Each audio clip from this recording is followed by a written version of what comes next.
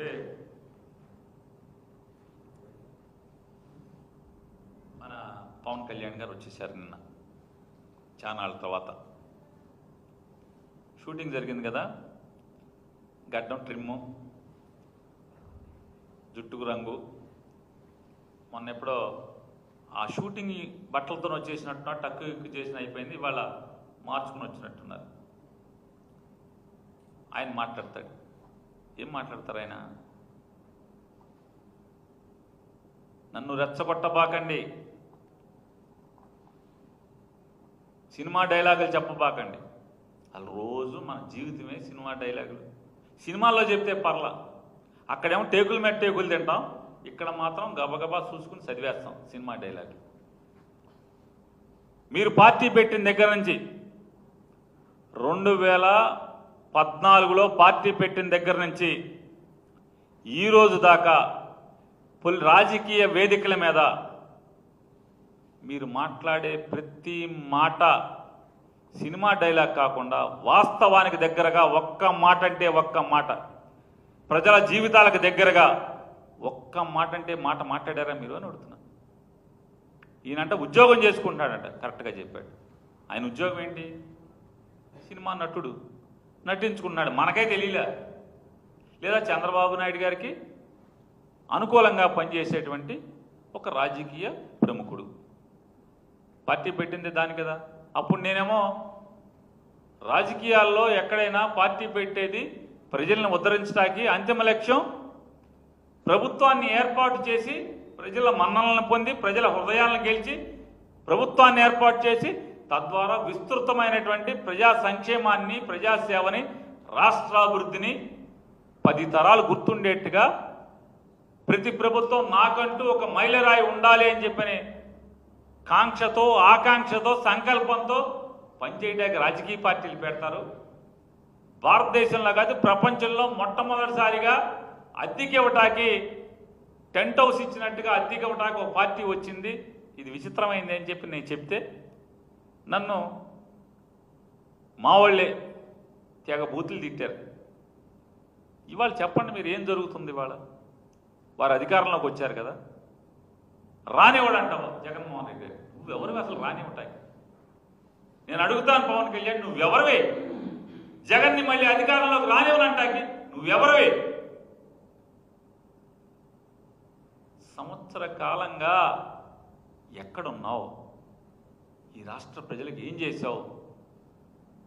ఆర్తులకి, దీనులకి వాళ్ళు అల్లాడుతుంటే నీ రాక్షస ప్రభుత్వం, నీ నరకాసుర ప్రభుత్వం దుర్మార్గాలు చేస్తుంటే ఏం చేస్తున్నావు? ఎక్కడున్నావు? బయటికి రావు. చంద్రబాబు కోసం మాత్రమే బయటికి వస్తావు. ఆయన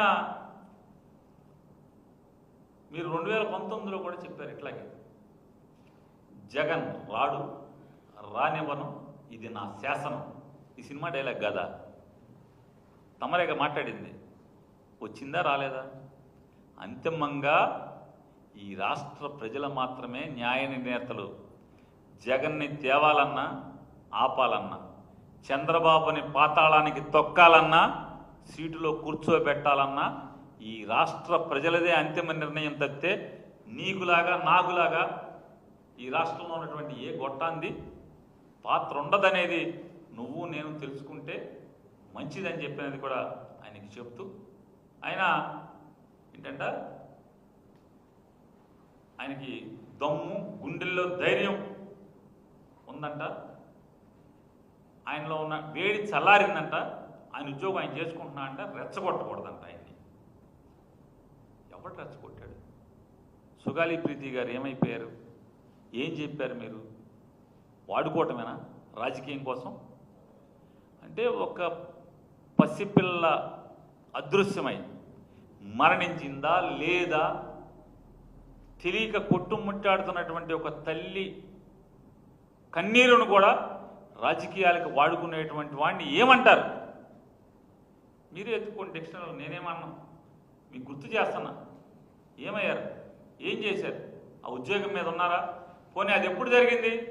మీ ప్రభుత్వంలో చంద్రబాబు నాయుడు గారు మీరు కలిసి ఏలుబడి చేస్తుండగా 2017లోనో 16లోనో జరిగితే జగన్మోహన్ రెడ్డి గారికి ఆపాదించి జగన్ మీద ఆ విషం చిమ్మి మీరు ఇన్ని మాటలు మాట్లాడారు. ఏమైంది? అదొకటే కాదు, ఇవాళ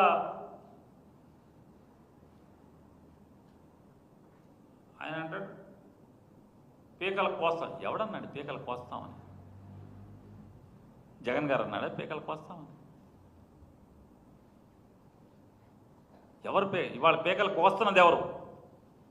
ఎవరు ఏలుబడిలో పీకలు తెగుతున్నాయి? ఇవాళ కిరాతకంగా నరరూపు రాక్షసుల్లాగా నీ పచ్చ సైకోలందరూ కూడా తెగబడుతుంటే కనపడదా? రాజా ది గ్రేట్ సినిమాల హీరోలాగా ఉంటాం మనము. ఏమో సార్ నాకు కనపడదు సార్, కనపడదు, వినపడదు. పోనీ మీ కార్యకర్తలన్నా చూసుకుంటున్నావా? నీ జెండా మోసిన కార్యకర్తల్ని నీ కోసం అహోరాత్రులు మోటార్ సైకిళ్ళు తాకట్టు పెట్టి తల్లిదండ్రులకు చెప్పకుండా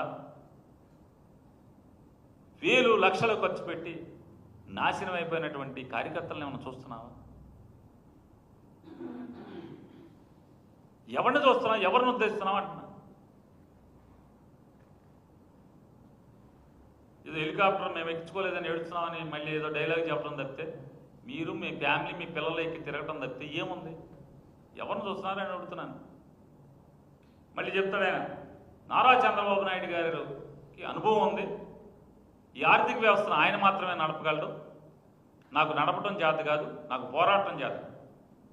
ఓ అబ్బా చాలా